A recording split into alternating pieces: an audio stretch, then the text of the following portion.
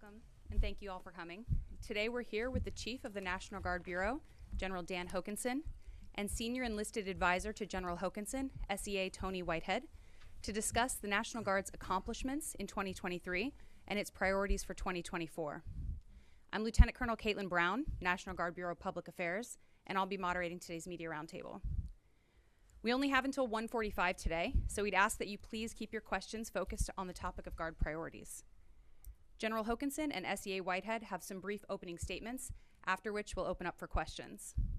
To ensure we allow time for everyone to participate, we'll limit everyone to one question and one follow-up.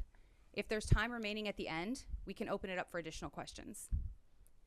I have a list of the media joining us remotely, and we'll call on you by name. I know some of you, but not everyone. So if you're in the room with us and I call on you, please state your name and outlet before asking your question. With that, I'll turn it over to General Hokanson for his opening remarks. Thank you, Kate, and good afternoon, ladies and gentlemen. Thank you for the opportunity to provide an update on your National Guard. First of all, I'd like to recognize the 5 Marines that died in a helicopter crash yesterday and the 3 soldiers who were killed at Tower 22 last week. On behalf of the National Guard, I would like to express our deepest sympathies and condolences to their families. Service to our nation in uniform is selfless and often dangerous.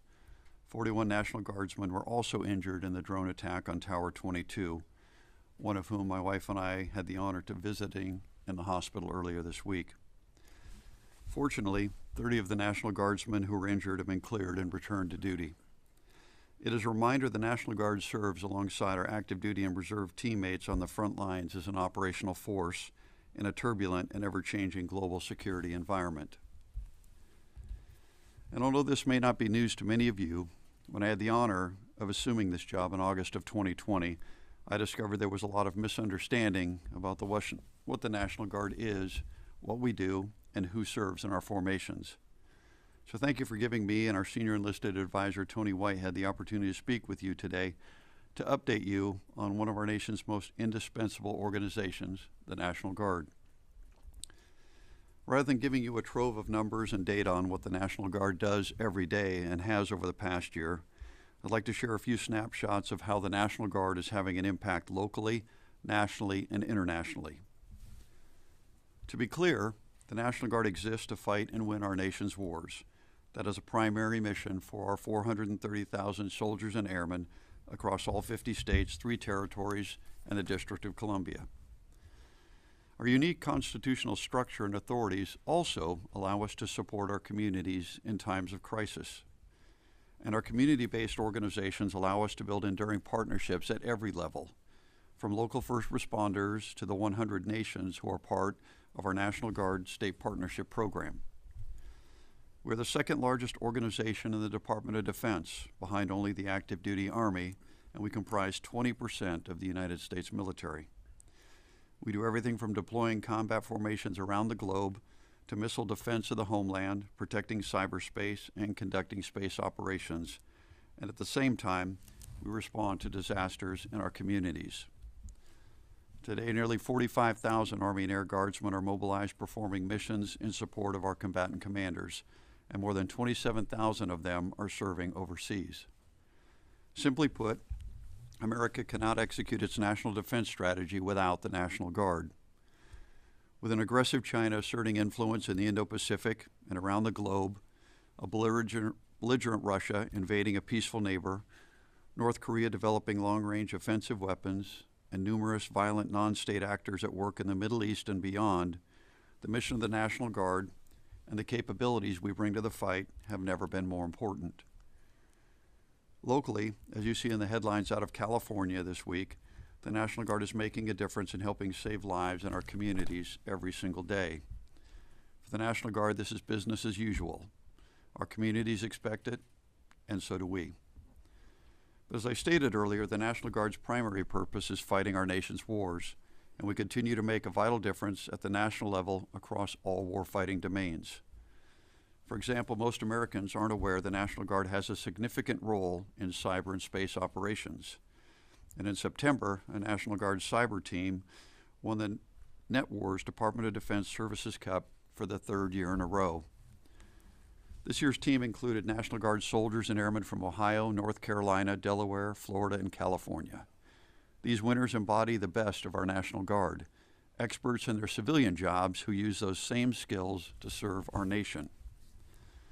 It's even a surprise to many people that the National Guard has some of the most proficient and lethal advanced fighter pilots and crews.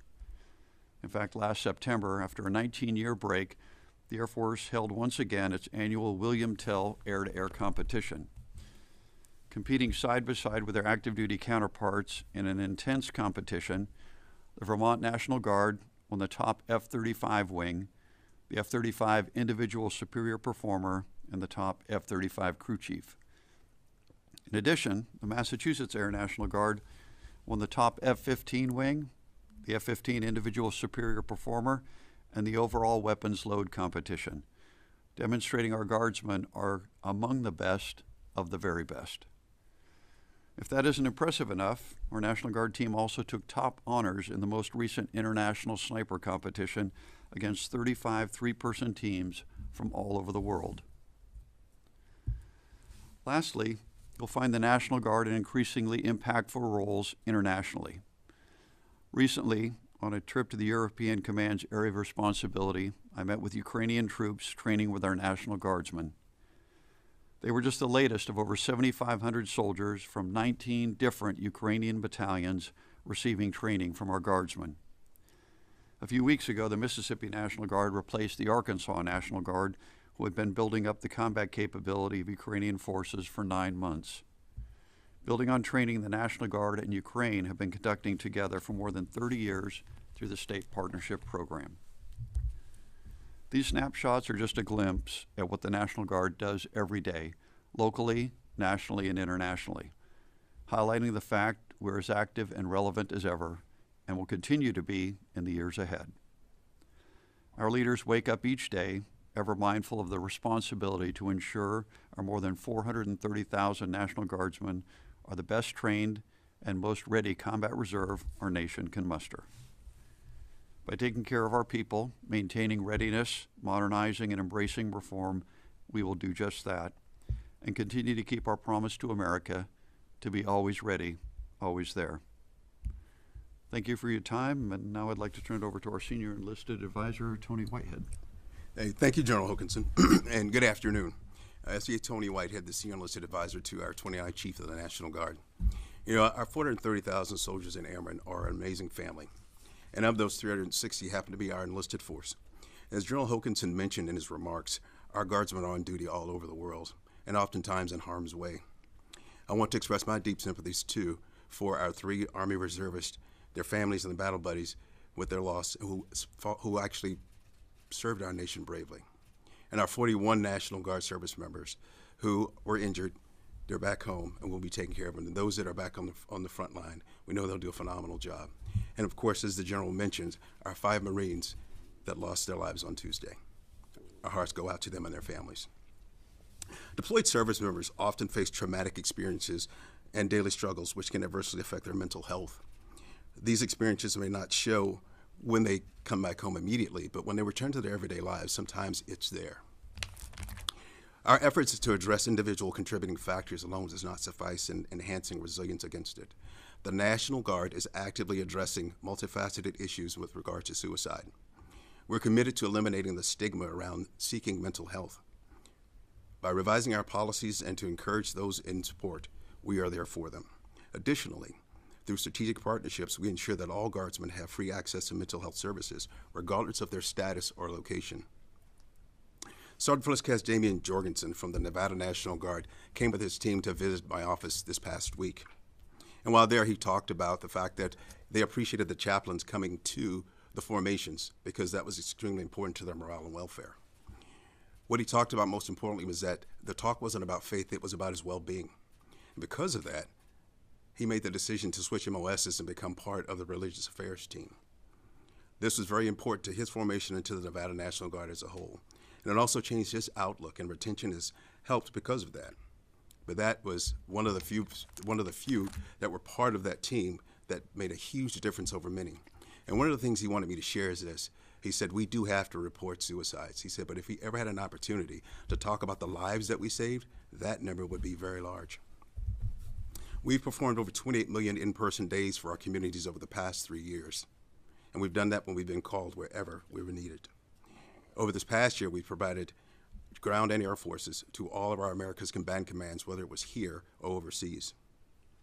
Speaking overseas in the SPP program, that the state partnership program that General Hokanson mentioned, Chief Master Sergeant Camille Caldwell from the South Carolina National Guard, when she went over with the U.S. Southern Command, she had a profound impact through that engagement to talk about how women, peace, and security would change how they do the NCO development and how females would have an active role in their military.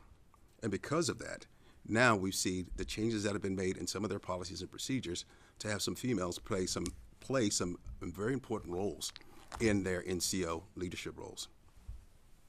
I must also express my pride, and I know General talked about some of the very, very impressive folks that we have. And we talk about weapon systems, our precision weapon systems. Guess what? Our soldiers are themselves. In 2023, the Utah and the Idaho National Guard, to include Montana, won the 2023, make sure I got this right, U.S. Army Forces Command Best Squad. Best Squad, not just the National Guard, but for the Forces Command.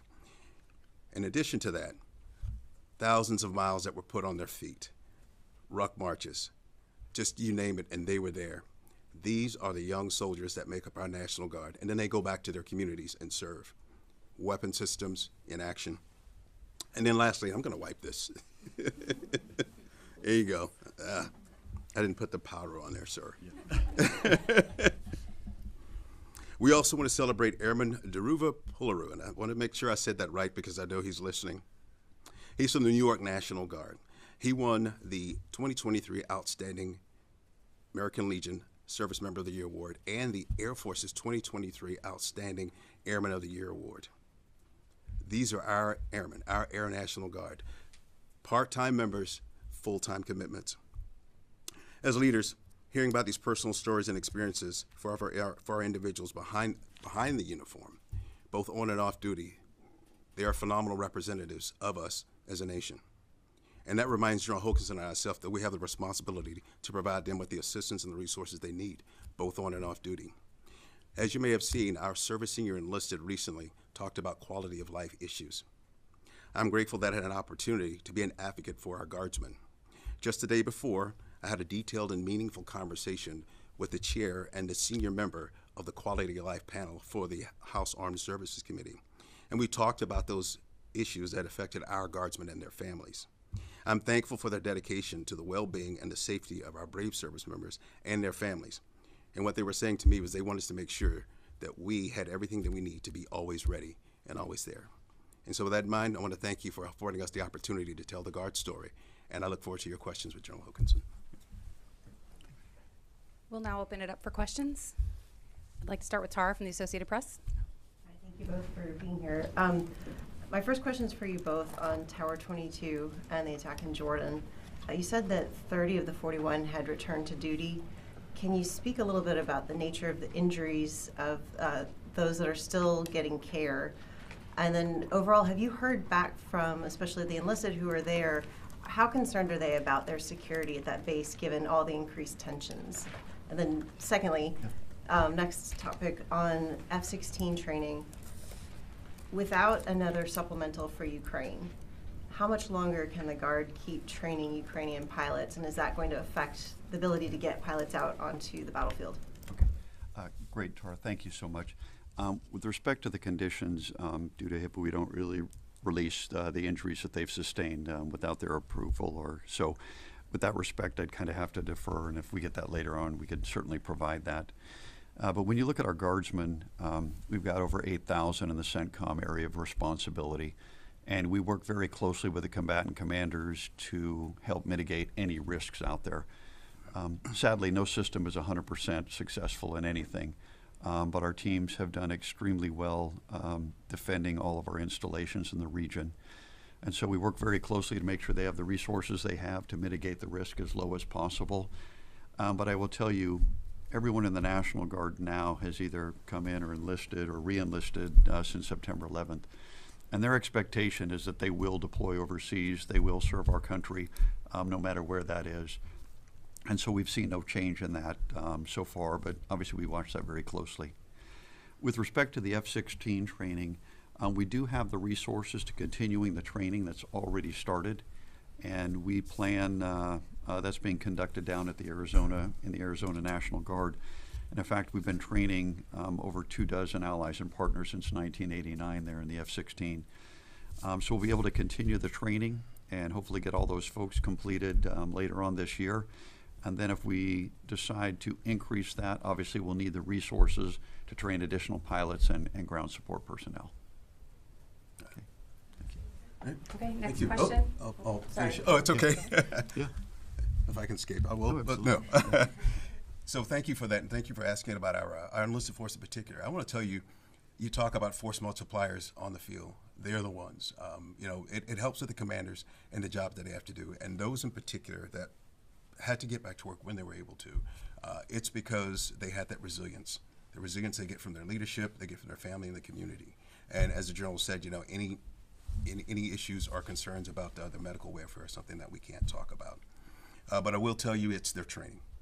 And just like when my niece, who's a member of the Georgia National Guard, just recently deployed, that was what I told her. I said, listen to your chain of command, remember your training, and use common sense.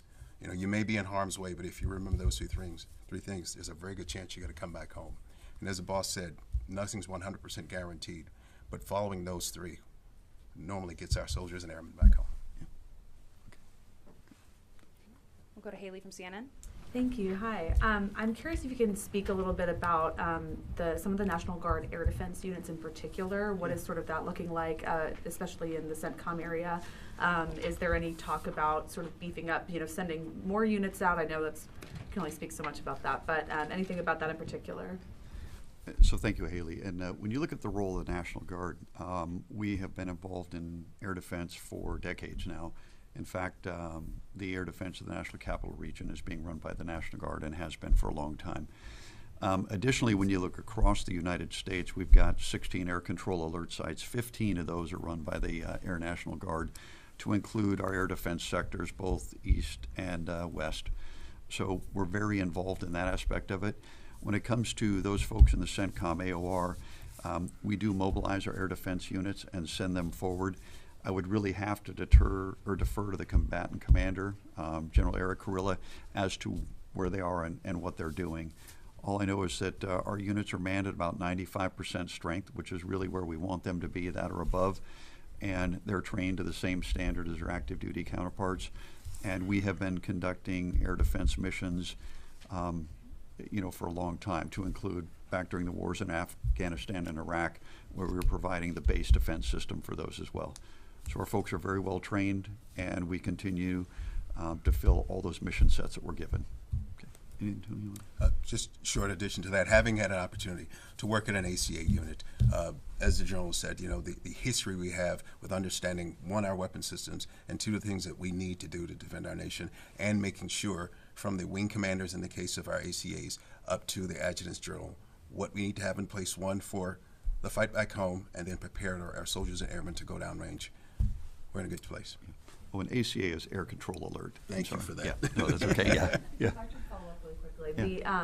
Yeah. It sounds like manning is good in those units, but is there any efforts, I know just generally speaking, it's not just National Guard obviously, but recruitment is historically down. I know there's been efforts by the Army to try to recruit air defense in particular. Right. Is that something that the National Guard is trying to do, or in talks about trying to bring in more air defense guardsmen? Absolutely, and we do this in coordination with the Army as they look at, obviously we all see the importance of air defense right now, and it looks like that's going to be critically important well into the future from what we're seeing in Ukraine as well. And so as a result, we work very closely with the Army. If they're going to grow capability in air defense, of course they'll consider putting some of that stuff into the National Guard. And historically, we've had large numbers of air defense units that have changed over time, so we have the capability to regrow that if we need to.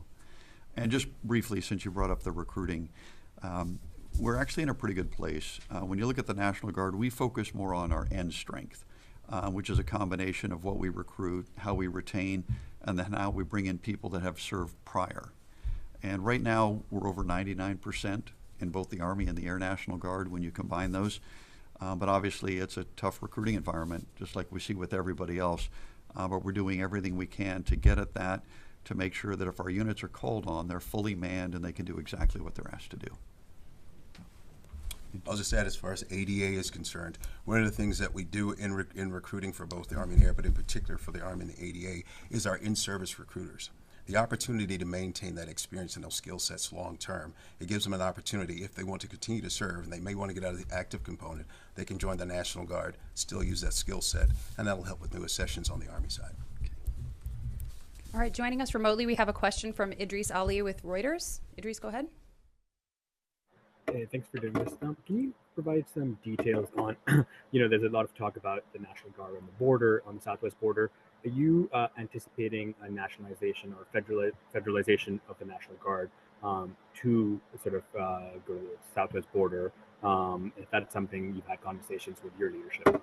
Okay. Idris, thank you for the question. And actually, I'm not anticipating that, and I've not had any questions related to that.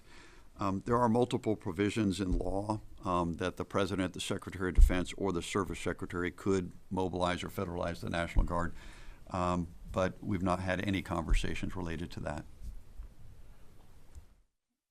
Thank you, gentlemen. I have a question for each of you on the Middle East, and then I have a follow-up on Ukraine. My first question, you talked a little bit about air defense, but Sia Whitehead, if you would expand upon what the National Guard does, because a lot of the questions I get is, what is the National Guard doing in the Middle East right now? Can you talk a little bit about the mission and the capabilities that the National Guard provides in the Middle East? And then for you, General Hokanson, with this attack, with so many injured, how angry does this make you? What would you like to say to the attackers? Okay. All right. Okay. I would have liked his question, but no, that's all right. No, thank you. Now, I will tell you, without getting into the details of the mission, we're over there to support what our geographic commands need us to do. And so that's as far as we can go with that, is that whatever the mission is for us, in a support role or in a primary role, we will do whatever the geographic command needs us to do. And we are very confident that the soldiers and airmen that we have over there are very capable, very confident. They have the training that they need, and they're getting the job done. And Carl, I would just say, our folks are there to provide peace and stability in the region. If you attack, if you hurt our people, we know who you are, and we will find you. And there will be a bill to pay, much greater than anything you inflict on us. And like I said, we work very closely with the combatant commander, in this case, General Eric Carilla, and he and his team are doing everything to take care of our folks, keep them safe, reduce the risk. But then again, we also will inflict punishment as we feel necessary.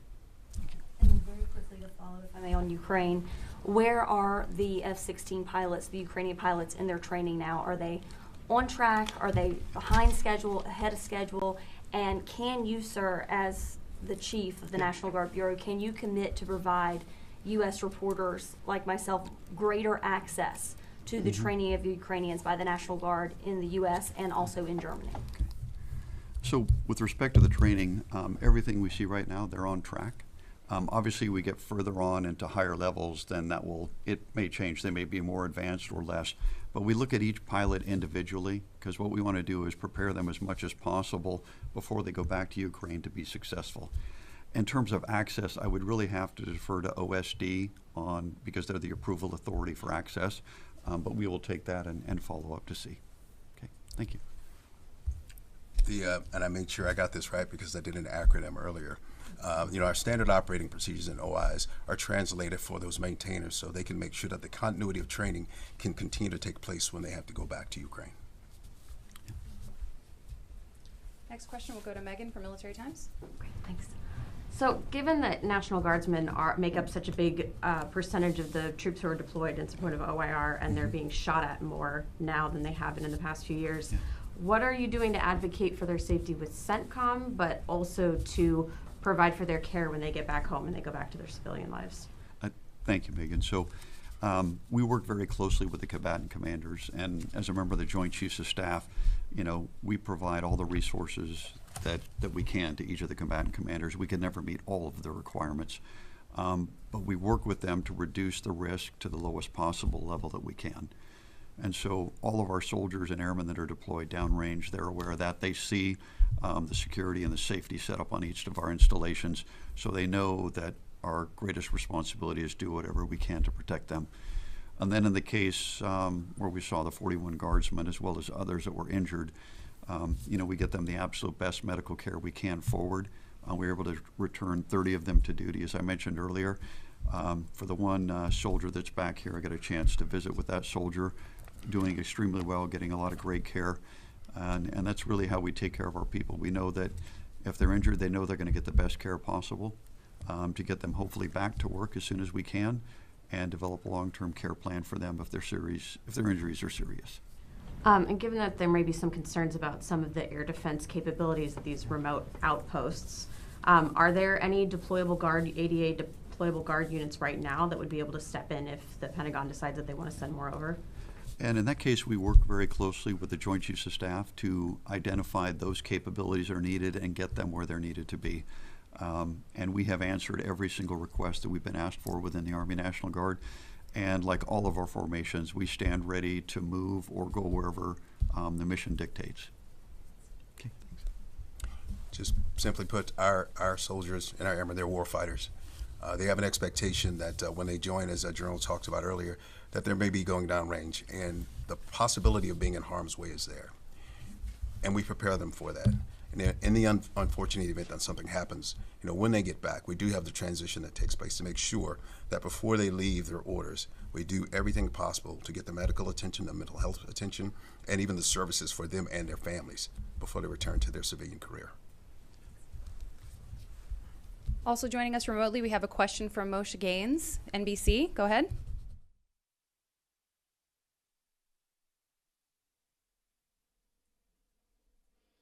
Moshe, do you have a question for the General? Okay, we'll come back to you. Do we have any questions in the room? Brandy with FedScoop. Hi, thank you both for doing this. Good to see you again. The last time we spoke, I think I asked you about 3D printing. This time I want to talk about your drone priorities. I believe the Texas Air National Guard recently received and used an MQ-9 Reaper for agile combat employment operations at Shoals. Are y'all also working with and testing with smaller drones? Can you speak about that and sort of how you're thinking about deploying different drone groups and sizes in future operations? So obviously we're very vested in the MQ-9. When we look at the smaller drones, we're trying to learn everything we can from what we're seeing in the Ukrainian and Russian conflict. I was just in Poland 2 weeks ago, and I met with our folks there. And they're looking very closely at what's working, what's not working, and we're trying to learn from that so that we can develop the capabilities that we need to not only defend our forces, but also look at those that provide offensive capability. I think it's too early to tell exactly what those systems will be, but I will tell you it is very important based on what we're seeing in the Red Sea, what we're seeing with some of our locations in CENTCOM, to learn as much as we can and develop counter capability, but then also develop that capability as well. Okay. Yes, sir. Okay. Thank you, Brandy. On Zoom, we have a question from Steve Bain, military.com. Steve, go ahead. Hey, appreciate you guys taking the time. General, are you, with the National Guard taking up the bulk of forces in the Middle East, and are you happy with the current state of doctrine and when it comes to countering drones and the current deployment of anti-drone tech, whether it be ADA and for dismounted troops? Well, Steve, thank you. I would say none of us will ever be happy until we have a 100% system that's going to work and protect everybody and everything. But the beauty of our nation is we have a lot of researchers and folks looking at all of these problems and really using technology and what we're learning on the ground to improve the systems we have and develop future ones that are going to be even more capable. So that said, I'm very supportive of the work that we're doing. We know that there are issues and things that we need to face. We're working on all those each and every day. And we're learning a lot of things that we're implementing overseas. But at the end of the day, a lot of the new systems that come out are going to require research development. But that's where our country has a lot of great innovations where I think we're going to make a huge difference in the long term. Just to add to that, I think the boss covered it completely, but I'll just say that we don't send our folks downrange unless they're prepared to go.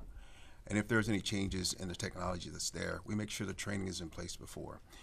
Any changes that we find when we're down there, these are lessons learned for us to get back to, of course, our commands and, of course, the United States, or should I say the DOD, so that those changes can be made, the training can be made, and new technology that we need to can be increased.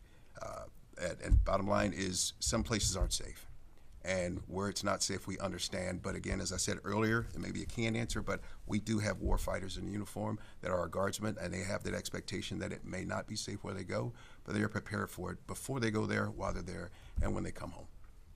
And if I could just use one example is, so we held an innovation competition twice a year within the Guard, and General Kurilla did the same in CENTCOM. And it was a Massachusetts National Guardsman on his own time coded a training program for counter-UAS and help identify that. And it actually won their innovation competition to help train people to look for these small unmanned aerial systems and prepare to defend against them. So it's that level of innovation that we really try and leverage in the Guard, as I mentioned earlier with our cyber team, really taking what they learn in their civilian skills and actually applying that to their military job and making a difference. Question in the back of the room? Thank you. Fadi Mansour with Al Jazeera. Yeah. Thank you, General, for engaging with us. In light of the last presidential elections, do you assess any renewed risks associated with the next, with the upcoming presidential elections and its aftermath that require you to deploy National Guard, whether in DC or other places? And are you actively planning for a potential demand for a National Guard service? Okay. So if you go back to the elections as early as 2016 is when we first provided support in terms of the cyber realm. We did the same in 2020. We had 18 states that did that. Right now we have 8 states that have identified their cyber elements, that they're there to help support the state to make sure that there's no intrusion in the nets and that everything goes free and fair. With respect to, how the Guard would be employed, if you're not aware, actually go back to President Washington. The National Guard's been involved in the inauguration from the president from the very beginning.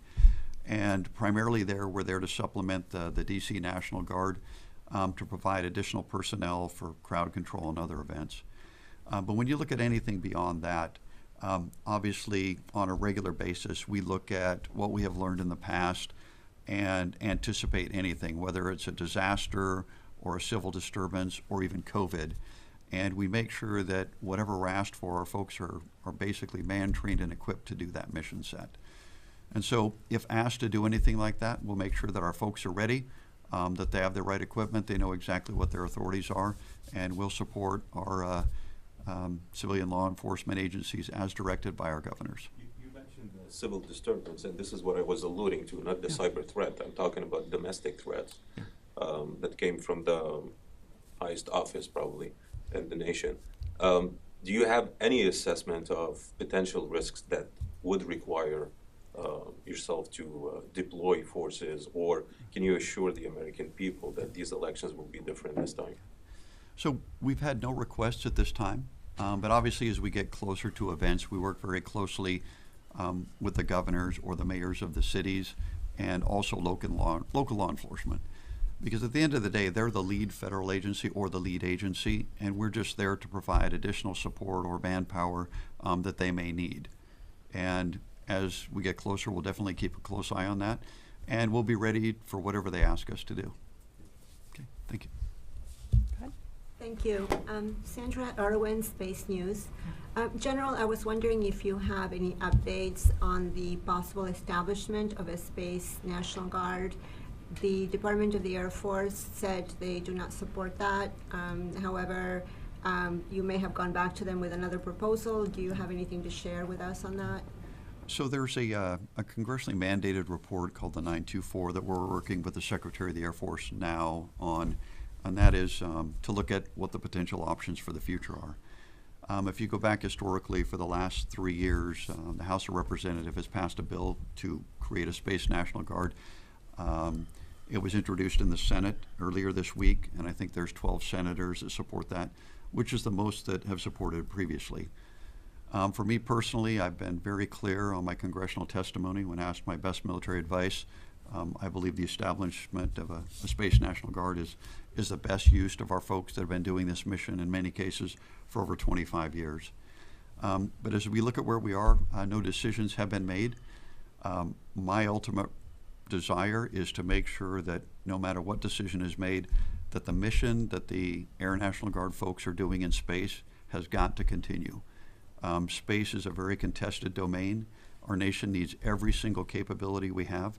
And so speaking with the Secretary of the Air Force and the Chief of Space Operations, General Saltzman, my commitment is to make sure that those missions continue because our nation needs it, and also to do everything we can to take care of our National Guard personnel, whatever that future is. Is the legislative proposal, is that for perhaps for the 2025 defense bill? Is that what they're looking at? Yes, ma'am, exactly. Yeah. Thank you. Okay, we have time for one final question. We'll go back to Tara from the Associated Press. Yeah. I just wanted to follow up on the elections. Can you give us a sense, you said there's already 8 states that have asked. Is there a greater demand now? Are you having to throw more resources at helping states protect their election integrity? And can you talk a little bit about what these troops are doing? Are they actually manning networks? What are they doing? So if we look at, it's hard to tell right now. So we had 18 in 2020. We have 8 right now so far. And what we're finding in some states, they've realized they need additional cyber capability, so they've achieved that. In other states, they're aware of it, and if they do not have enough, that's when they'll reach out to their National Guard. And we've got cyber units in 42 of the states, so we're available there. But the key is to basically to help monitor the nets to make sure that there's no intrusion or no attempted attacks at those systems. And that's what we've relied on in the past. Of course, every year gets different, technology changes, so we'll watch very closely on what we do. If you go back to 2020, it was not just cyber though as well, it was really, we had COVID back then, and in many cases some of the volunteers at the polls were in that most susceptible age group to COVID, and so we had guardsmen helping provide support to those locations as well. Okay, thank you for joining us today. Please feel free to send additional questions to the National Guard Bureau Media Desk, and we'll follow up on those and any taken questions as soon as possible. Thank you. Thank you.